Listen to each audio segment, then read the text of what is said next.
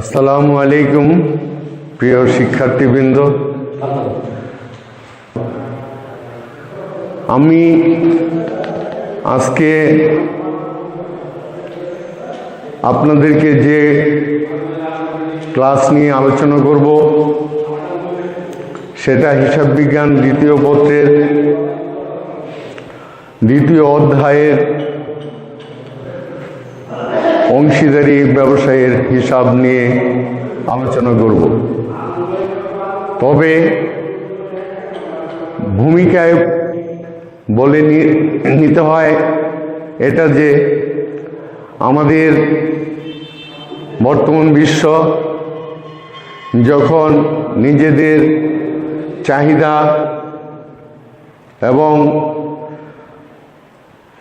আমাদের ভবিষ্যৎ প্রাপ্তি কতটুকু সেটার পরিপ্রেক্ষিতে আমাদের একতরফা দাখিলা পদ্ধতি হতে পরিত্রাণ পেতে আমরা অংশীদারি ব্যবসায় নিয়ে আলোচনা করব। অংশীদারদের লাভ লোকসান আবন্টন হিসাবের পরে আমাদের যে হিসাব করতে হবে সেটা অংশীদারদের মূলধন হিসাব। অংশীদারদের মূলধন হিসাব সাধারণত দুইভাবে প্রস্তুত করতে পারি।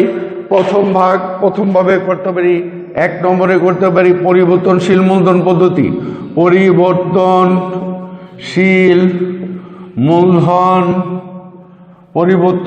মূলধন পদ্ধতি। 2 নম্বরে আছে আমরা স্থির বা স্থিতিশীল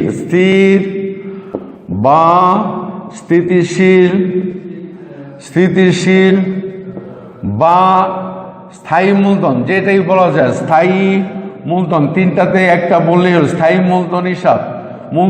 আবন্টন হিসাব প্রস্তুতের পর আমরা এই মূলধন হিসাবে আমরা পরবর্তী স্টেপ আগাবো। তবে আমাদের ছাত্রছাত্রীদের সহজের জন্য বোঝার জন্য আমরা কোনো কিছু কোন মূলধন পদ্ধতিতে সমাধান করতে হবে এই কথা বলা নাই। তাহলে আমরা ছাত্রছাত্রীদের সহজভাবে তোমরা বুঝে নিতে পারো, এই জন্য আমরা সাধারণত পরিবর্তনশীল মূলধন পদ্ধতিতে আমরা সমস্যার সমাধান করলে সহজ হবে। সেটা এই পরিবর্তনশীল মূলধন পদ্ধতির কোনো ভাগ নাই। এখানে একটা মূলধন হিসাব আমরা করব টি ছকের মাধ্যমে করব। এটা কিন্তু আবার বলে নিছি বিবরণী আকারেও করা যেতে পারত। আমরা টি ছকে করলে এটা ডেবিট আর এটা ক্রেডিট।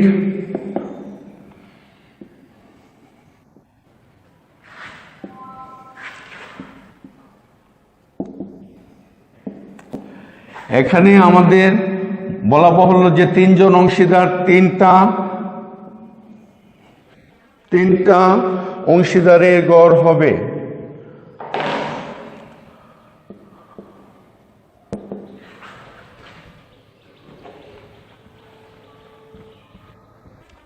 ডেবিট দিকে 3 জন অংশীদারের নাম, ক্রেডিট দিকে 3 জন অংশীদারের নাম হবে।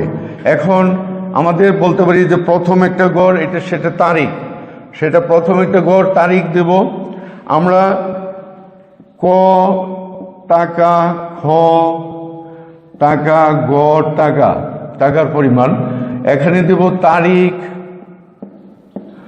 এখানে বিবরণ ক টাকা, খ টাকা, গড় টাকা। আমরা অংশীদাররা যে যত মূলধন কারবারে সরবরাহ করেছিল এটা ক্রেডিট দিকে, যেমন আমরা উদাহরণস্বরূপ আমরা 2019 অঙ্ক করছি, তাহলে 2019 লিখে আমরা জানুয়ারি 1 তারিখে মূলধন এনেছিলাম। আমরা এখানে ব্যালেন্স, এখানে বলা বাহুল্য সবার প্রথম যদি আমরা ব্যবসা শুরু করি তো নগদান হিসাব বা ব্যাংক হিসাব দেওয়া চলতো, কিন্তু এটা ধরে নিব ব্যবসাটা অনেক দিন যাবৎ কারবার প্রতিষ্ঠান চলে আসছে। তাহলে জানুয়ারি 1 দিয়ে ব্যালেন্স বিডি লিখবো প্রথমেই। ব্যালেন্স বিডি লিখবো। কথার কথা যে যত মূলধন এনেছিল বছর প্রথমে, আমরা যেমন কয়ে এনেছিল 10,000, খ 8,000, গ উদাহরণস্বরূপ এনেছে 6,000 টাকা। আমরা তারপর ডেবিট দিকে আমরা অংশীদার যদি উত্তোলন করে থাকে লিখব 2019। আমরা শেষ তারিখ হচ্ছে ডিসেম্বর 31। আমরা ডিসেম্বর 31 উত্তোলন হিসাব। আমরা এখানে উত্তোলন যে যত অংশীদার উত্তোলন করেছিল, কথার কথা যে প্রথম জন উত্তোলন করেছিল 5,000, দ্বিতীয় জন 4,000, তৃতীয় জন উদাহরণস্বরূপ উত্তোলন করেছে 3,000। তারপরে আমরা এখানে লিখব ডিসেম্বর 31, লিখব লাভ অংশীদারদের লাভ লোকসান আবন্টন হিসাব। এনে শুধু লাভ লোকসান আবন্টন হিসাব লিখব। লাভ লোকসান আবন্টন হিসাব লিখে আমরা এখানে লিখব উত্তোলনের সুদ। এখানে তোমরা বলতে পারো স্যার এখানে আমরা লাভ লোকসান বন্টন কেন লিখলাম? অর্থাৎ লাভ লোকসান বন্টন লিখলাম যে উত্তোলনের সূত্র যে লিখব, এই উত্তোলনের সূত্র আমরা লাভ লোকসান বন্টন থেকে আনতেছি। তাহলে উত্তোলনের সুদ যত হয়েছিল দেখা গেছে যে প্রথম জনের যদি 250 টাকা, দ্বিতীয় জন 200 টাকা, তৃতীয় জন 150 টাকা হয়েছিল। তারপর বলা যায় আমাদের বছরের প্রথম যে মূলধনটা এনেছিল, তাছাড়া যদি কোনো অংশীদার বছরের মাঝামাঝি হোক বা যে কোনো সময় হোক যদি কোনো অতিরিক্ত মূলধন আনতো, তাহলে আমরা সেই তারিখ অনুযায়ী লিখে আমরা নগদান বা ব্যাংক হিসাব লিখে অতিরিক্ত মূলধন লিখে আমরা যে অতিরিক্ত মূলধন আনতো সেটা আমরা এখানে তার ঘরে দিতাম। দেখা যাচ্ছে যে উদাহরণস্বরূপ এখানে অতিরিক্ত মূলধন কোনো অংশীদার আনে নাই, তাহলে আমরা এখানে অতিরিক্ত মূলধন বাবদ লিখার কোনো দরকার নাই। তারপরে আমরা যেটা লিখব যে হিসাব করি আমরা বছরের শেষ দিন ডিসেম্বর 31 লিখে আমরা এখানে লিখে নিব যে লাভ লোকসান আবন্টন হিসাব। লাভ লোকসান আবন্টন হিসাব অর্থাৎ লাভ লোকসান আবন্টন হিসাব লিখে আমরা লিখব মূলধনের সুদ, অর্থাৎ আবন্টন। এই মূলধনের সুদ আমরা আবন্টন হিসাবে লিখেছিলাম, সেখান থেকে এখন আমরা ট্রান্সফার করব, এখানে আনবো। দেখা যাইতেছে যে কথার কথা যে আমাদের উদাহরণস্বরূপ যদি আমাদের এখানে মূলধনের সুদ একজনের হয়েছে 500, আরেকজনের 400, আরেকজনের 300। তারপরে আমরা আরেকটা জিনিস বলেছিলাম পূর্বেই লাভ লোকসান আবন্টন হিসাব করার সময়, যে ঋণের সুদ লাভ লোকসান আবন্টনে লেখার সময় লিখেছিলাম যে অংশীদার খ যদি অতিরিক্ত তার মূলধন ছাড়াও কারবারকে ঋণ দিয়েছিল, সেই ঋণের সুদ আমরা আবন্টন হিসাবে লিখেছিলাম। আমরা সেখানে লিখছিলাম যে যে অংশীদার ঋণ এনেছিল তার মূলধন হিসাব বা ঋণ হিসাব ধরে নাও। এখানে আমরা ঋণের সূত্র একবার লাভ লোকসান আবন্টনে লিখেছিলাম, আরেকবার আমরা পরিবর্তনশীল মূলধন পদ্ধতিতে, এটা পরিবর্তনশীল মূলধন পদ্ধতিতে আমরা ক্রেডিট দিকে দেব। তাহলে ক্রেডিট দিকে দিলে আমরা এখানে লিখব লাভ লোকসান বন্টন হিসাব। লাভ লোকসান বন্টন হিসাব লিখে আমরা ঋণের সুদ দিব। ঋণের সুদ যেমন ঋণ কথার কথা হয়তো বা এনেছিল ক্ষয়ের করে ঋণের সুদ 10,000 টাকা 6%, 600 টাকা। এটা এখানে লিখে নিতে হবে ক, খ এবং ঘ এর মূলধন হিসাব। মূলধন হিসাব ব্র্যাকেটে পরিবর্তনশীল মূলধন পদ্ধতি, পরিবর্তনশীল মূলধন পদ্ধতিতে আমরা এটা সমাধান করলাম। মূলধন পদ্ধতিতে সমাধান করলাম, ব্র্যাকেটে এটা লিখে নিব। তারপর আমরা এই কার্যক্রমগুলো লেখার পরে দেখা যাইতেছে যে আমাদের যদি কোনো অংশীদার পণ্য উত্তোলন করে থাকে, দেখা গেছে যে এই সমস্যায় আমরা পণ্য উত্তোলন করেছিলেন, তাহলে আমরা এখানে উপরে লিখব লাভ লোকসান বন্টন হিসাব। লাভ লোকসান বন্টন হিসাব লিখে আমরা দেব পণ্য উত্তোলন। পণ্য উত্তোলন শুধুমাত্র যে অংশীদার পণ্য উত্তোলন করেছেন তার করে, যেমন ঘ এখানে 500 টাকার পণ্য উত্তোলন করেছিলেন, শুধুমাত্র গয়ের ঘরে লিখব। আমাদের দেখা যাচ্ছে পরিবর্তনশীল মূলধন পদ্ধতিতে আমাদের পরিবর্তনশীল মূলধন হিসাবে যেমন সমস্ত কিছু যা আবণ্টন হিসেবে লিখেছি, আর এখানে যাওয়ার মতো যাবে সেগুলো লিখে ফেলেছি। তাহলে আমরা এখন লক্ষ্য করব যে সাধারণত কোন দিক মূলধন হিসেবে ডেবিট না ক্রেডিট দিক কোন দিক বেশি আছে সেই দিক আগে যোগ করে নেব। তবে দেওয়ার আগে লাভ লোকসান আবণ্টন হিসাবে আমরা আয় থেকে ব্যয় বাদ দেওয়া 15,700 টাকা লাভ হয়েছিল, 15,700 টাকা লাভ হয়েছিল। সেটা আমরা দেখা গেছে যে 3 দিয়ে মানে সমভাবে ভাগ করেছিলাম। সমভাবে ভাগ করে যে টাকাটা হয়েছিল আমরা এখানে ডিসেম্বর 31 লিখে আমরা এখানে লিখব অংশীদারদের মূলধন হিসাব। অংশীদারদের না, এখানে লিখব এখানে লিখব লাভ লোকসান বন্টন হিসাব। লাভ লোকসান বন্টন হিসাব লিখে লিখব মুনাফার অংশ। যে যত মুনাফা হয়েছিল 3 জন সমানভাবে আমরা এই মুনাফার অংশটা দিয়ে দেব। মুনাফার অংশ দেওয়ার পরে দেখা যাইতেছে যে ক্রেডিট দিকে বেশি হবে। ক্রেডিট দিকে যত টাকা হবে দেখা যাচ্ছে এখানে ক্রেডিট দিকে টাকা বেশি হওয়ার পরে ক্রেডিট দিকে যোগ করার পরে আমরা হিসাব বন্ধ করে দেব। হিসাব বন্ধ করে দেওয়ার পরে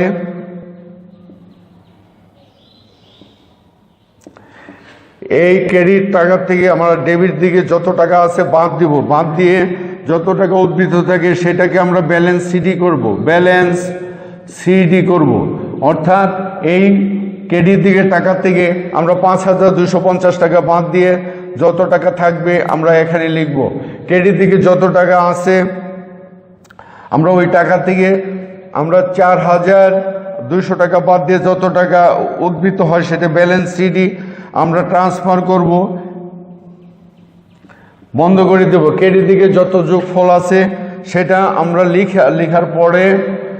লেখার পরে দেখা গেছে যে আমরা 3,000 এবং 150 এবং 500 টাকা বাদ দেওয়ার পরে গয়ের টাকা থেকে বাদ দেওয়ার পরে যত উদ্বৃত্ত থাকে সেইটাকে উদ্বৃত্ত আমরা এখানে লিখবো। লেখার পরে আমরা ব্যালেন্স সিডি ট্রান্সফার করব।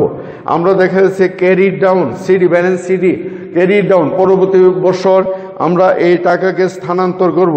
যদি পরবর্তী বছর স্থানান্তর করি এই সিডিটা পরবর্তী বছর আমরা 2019-এর অঙ্ক করতেছি, তাহলে দেখা যাবে 2020 হবে। 2020 পহেলা জানুয়ারি 1 লিখে ব্যালেন্স বিডি লিখব। ব্যালেন্স বিডি লিখে যার যত উদ্বৃত্ত আছে এখানে আমরা লিখে রাখবো। এখানে বলা বাহুল্য, যদি আমাদের মোটামুটি এটা আমাদের পরিবর্তনশীল মূলধন পদ্ধতিতে সমস্যার সমাধান হলো। আমরা যদি পরিবর্তনশীল মূলধন পদ্ধতিতে অঙ্কটা না কষে না সমাধান করে যদি আমরা স্থির বা স্থিতিশীল মূলধন পদ্ধতিতে করতাম, সেটা একটু তোমাদের সহজে বোঝার জন্য একটা কথা বলে নেই যে আমরা পরিবর্তনশীল মূলধন পদ্ধতিতে সমাধান না করে সেটা আমরা সমাধান করব স্থির বা স্থিতিশীল বা স্থায়ী মূলধন পদ্ধতিতে। স্থায়ী মূলধন পদ্ধতিতে যদি অঙ্কটা কষো তাহলে আমাদের দেখা যাবে স্থির বা স্থিতিশীল মূলধন পদ্ধতির স্থির বা স্থিতিশীল মূলধন পদ্ধতির দুইটা ভাগ আছে। মূলধন পদ্ধতির দুইটা ভাগ। প্রথম ভাগ হইতেছে অংশীদারদের মূলধন হিসাব, অংশীদারদের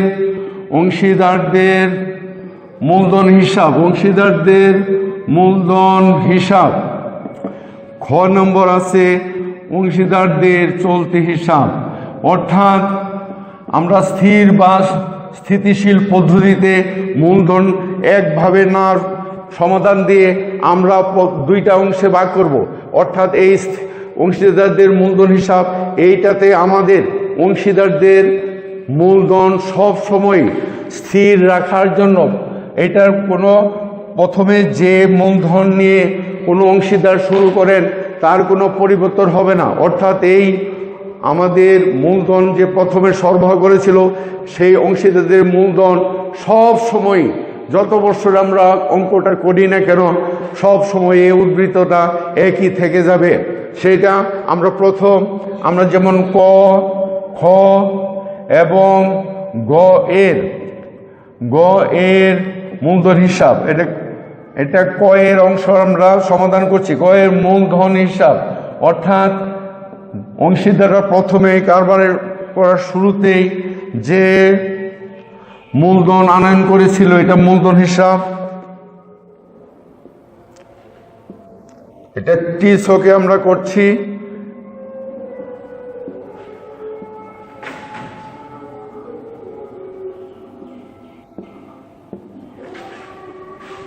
এটা ডেবিট, এটা ক্রেডিট। এখানে ক টাকা, খ টাকা, গ টাকা, ক টাকা, খ টাকা, গ টাকা, ক খ গ টাকা।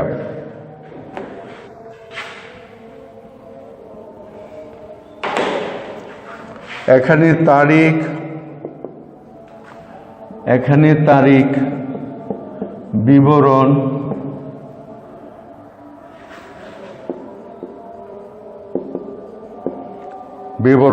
আমাদের এই স্থির বা স্থিতিশীল মূলধন পদ্ধতিতে মূলধনকে সবসময় একই ঠিক রাখার জন্য আমরা যে হিসাব প্রথমেই মূলধনটা করি সেই মূলধনের নাম মূলধন হিসাব।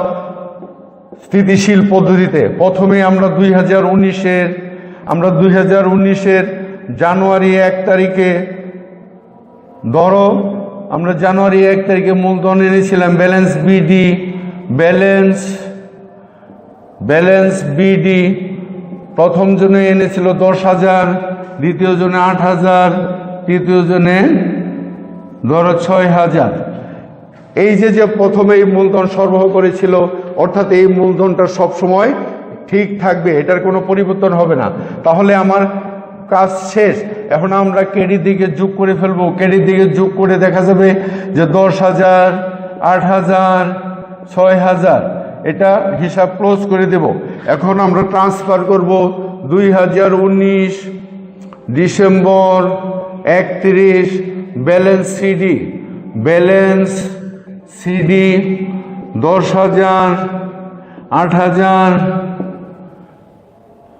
6,000, এটা যোগ করে হিসাব ক্লোজ করে দিব। 10,000, 8,000, 6,000, এটারে আবার পরবর্তী বছর জেড টানে নেব। তা জেড টানলে আমার পরবর্তী বছরের হচ্ছে 2020 সন জানুয়ারি। এখানে আমরা ব্যালেন্স সিডি, বলা বাহুল্য যে সিডির বেলায় আমাদের তারিখ হবে বছরের শেষ দিন ডিসেম্বর 31, আর বিডির তারিখ হবে পরবর্তী বছর 1 জানুয়ারি 1 তারিখ। ব্যালেন্স বিডি যত আছে এখানে হিসাব ক্লোজ হবে না, তত টাকা নামিয়ে রাখবো। আমাদের দেখা যাইতেছে স্থির বা স্থিতিশীল পদ্ধতিতে একটা অংশ করা শেষ। এখন বাকি রয়ে গেল ক্ষয়ের অংশ। খ অংশ বাকি রয়ে গেল। খ অংশ আমাদের হবে ক ও ক্ষয়ের চলতি হিসাব। অর্থাৎ আমরা আবন্টন হিসাব প্রস্তুত করার পর অংশীদারদের মূলধন হিসাবটা আমরা দুইভাবে সমাধান করতে পারি। একটা পরিবর্তনশীল মূলধন পদ্ধতি, সেটা দেখালাম। এখন তোমাদের বোঝার সুবিধার্থে এটা যে যদি আমরা স্থির বা স্থিতিশীল বা স্থায়ী মূলধন পদ্ধতিতে সমাধান করি, তাহলে ক নম্বর মূলধন হিসাব আমরা করে দেখালাম। এখন আমরা অংশীদারদের চলতি হিসাব করব। দেখা যাবে ক, খ এবং গ এর চলতি হিসাব। এই চলতি হিসাবে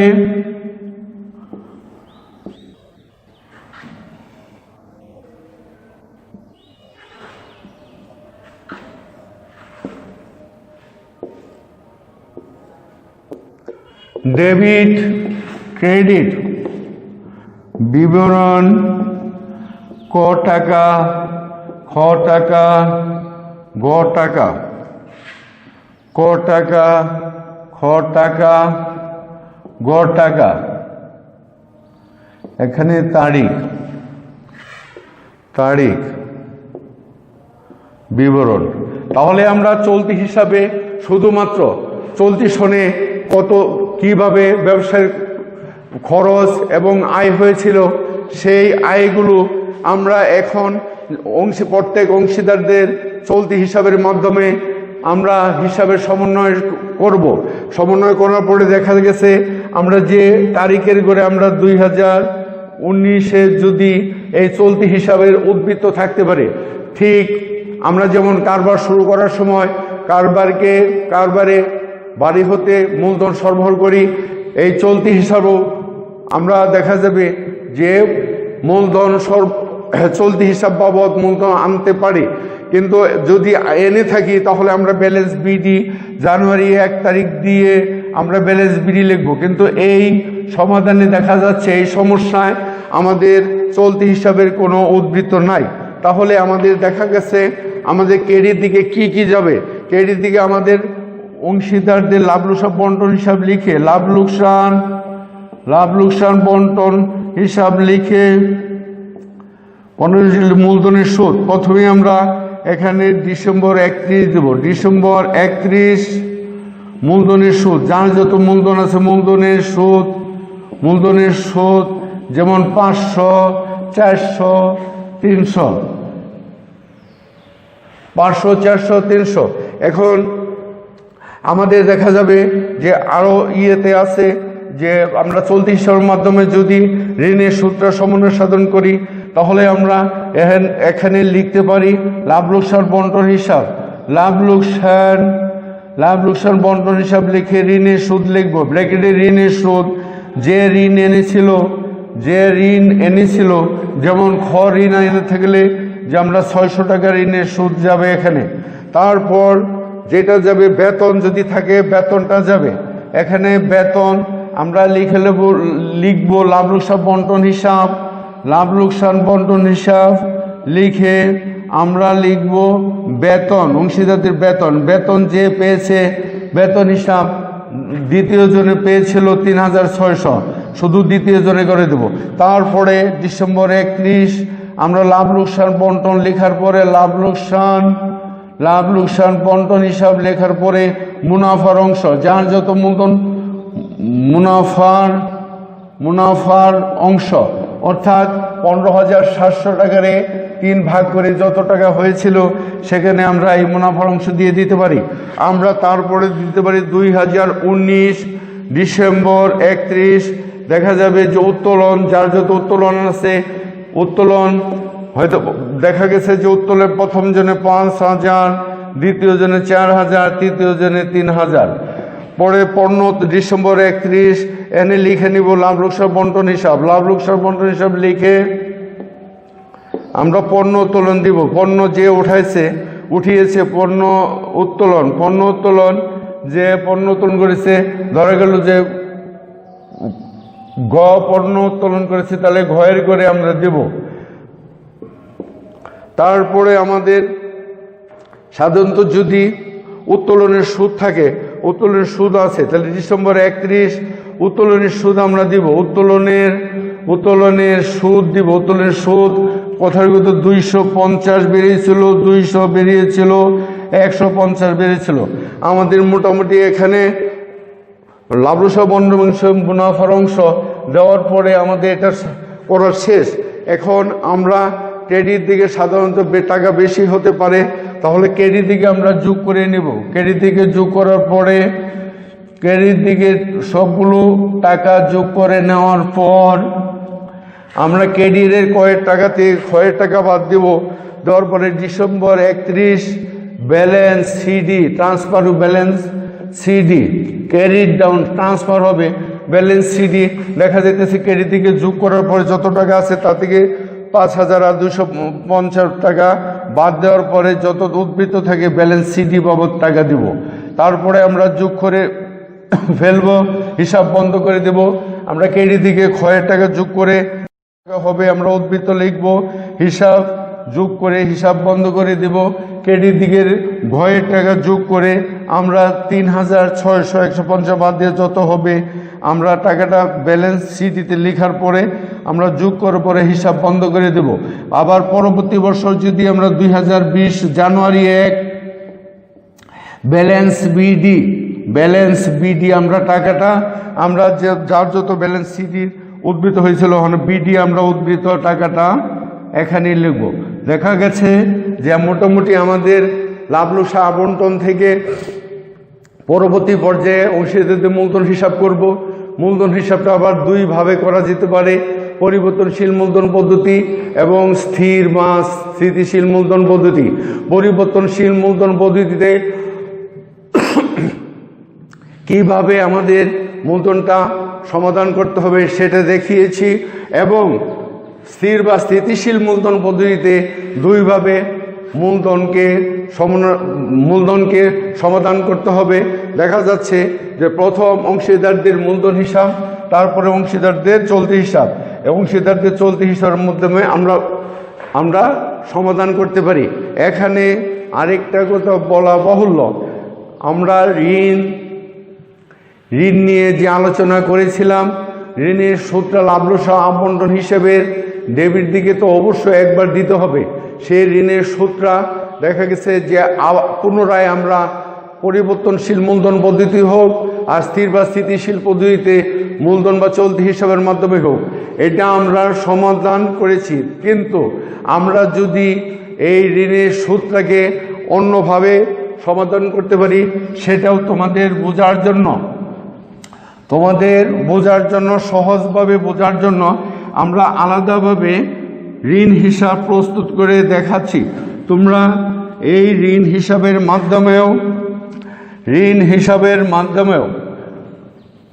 ঋণের সুদটাকে সমন্বয় সাধন করতে পারো। এখানে বলা বাহুল্য এখানে ঋণ এনেছিল, তাহলে আমরা লিখব ক্ষয়ের ঋণ হিসাব। আমরা একটা ঋণ হিসাব করব,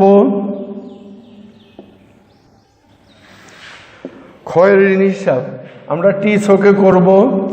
ধরো আমরা টি ছকে করব,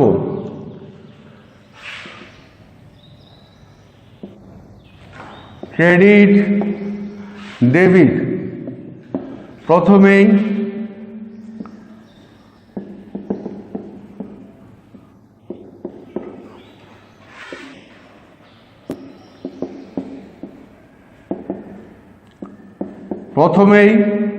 আমাদের যে কারবারকে ঋণ দিয়েছিল, আমরা উদাহরণস্বরূপ ধরে নিয়েছিলাম তার সাবেক মূলধন ছাড়াও কারবারকে 10,000 টাকা ঋণ প্রদান করেছিল। তাহলে ঋণটা ধরো আমরা নিয়েছিলাম বছরের প্রথম তারিখে 2019 জানুয়ারি 1 তারিখে, জানুয়ারি থেকে। তাহলে আমরা এটা লিখতে পারি যে ব্যালেন্স বিডিও লিখতে পারি, বা ব্যাংক বা নগদান হিসাব লিখতে পারি, লিখতে পারি। নগদান আমরা দেখা গেছে 10,000 টাকা ঋণ এনেছিলাম, তারপর সারা বছর ধরে এই 10,000 টাকা ঋণের ওপর 600 টাকা ঋণের সুদ হয়েছিল। ডিসেম্বর 31 ঋণের সুদ। তবে এই ঋণের সুদ লিখার আগে এখানে আমাদের লাভ লোকসান বন্টন লিখে নেওয়াটা উচিত, কারণ আমরা ধরতে পারি, বুঝে নিতে পারি এই ঋণের সুদটা যে আমরা ঋণ হিসাবে ক্রেডিট দিকে লিখলাম, লাভ লোকসান এই ঋণের সুদটা কোত্থেকে আনলাম, লাভ লোকসান বন্টন বা আবন্টন হিসাব থেকে আনলাম। তাহলে দেখা গেছে 600 টাকা ঋণের সুদ হয়েছে। ডেবিট দিকে কোনো টাকা নেই, তাহলে আমরা এখানে ক্রেডিট দিকে টাকা যোগ করে এখানে ঋণ 10,000 আর 600 টাকা ঋণের সুদ 10,600 টাকা যোগফল হলো এই 10,600। এখন আমরা দেখা গেছে যে আমরা ডিসেম্বর 31 ব্যালেন্স সিডি ট্রান্সফার করব। ব্যালেন্স সিডি ক্রেডিট ডাউন এখানে 10,600 টাকা লিখব। যোগফল করব, হিসাব বন্ধ করব। এই 10,600 টাকা এই 2019-এর পরবর্তী সন 2020-এ জানুয়ারি 1 তারিখে আমরা সেটা ব্যালেন্স বিডি ব্রড ডাউন অর্থাৎ পরবর্তী স্থানান্তরিত হইয়াছে, পরবর্তী বছর স্থানান্তরিত হইল। তাহলে ব্যালেন্স বিডি দেখা যাবে 10,600, অর্থাৎ ঋণ হিসাবে।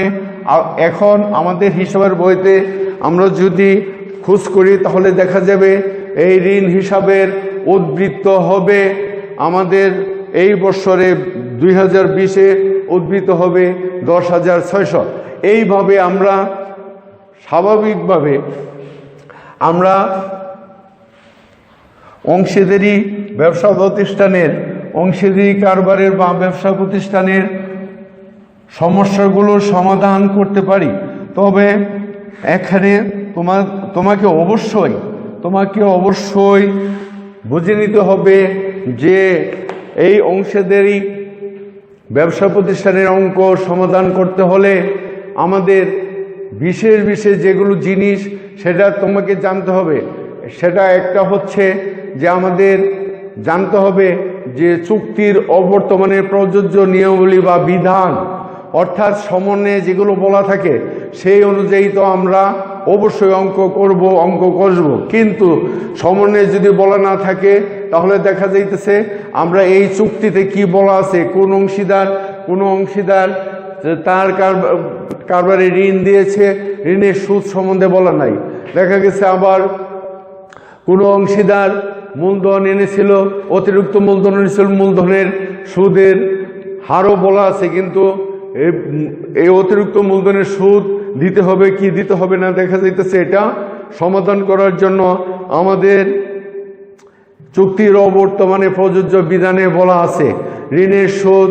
তারপরে কোনো কিছু দেখা যাইতেছে যে আমরা কোনো অংশীদার এই কারবারে লাভ বা লোকসান হলে কিভাবে ভাগ করে নিব, এই ভাগের বন্টনের অনুপাত বলা নাই। তাহলে দেখা যাইতেছে যে অংশীদাররা কিভাবে আমাদের এই লাভ বা লোকসান বন্টন করে নেব আমরা। তাহলে দেখা যাইতেছে যে অবশ্যই সেই লাভ বা লোকসান 2 জন বা 3 জন থাকলে 3 দিয়ে ভাগ দিয়ে লাভটারে 3 জনের মধ্যে ভাগ করে দেব বা 2 জনের মধ্যে ভাগ করে দেব।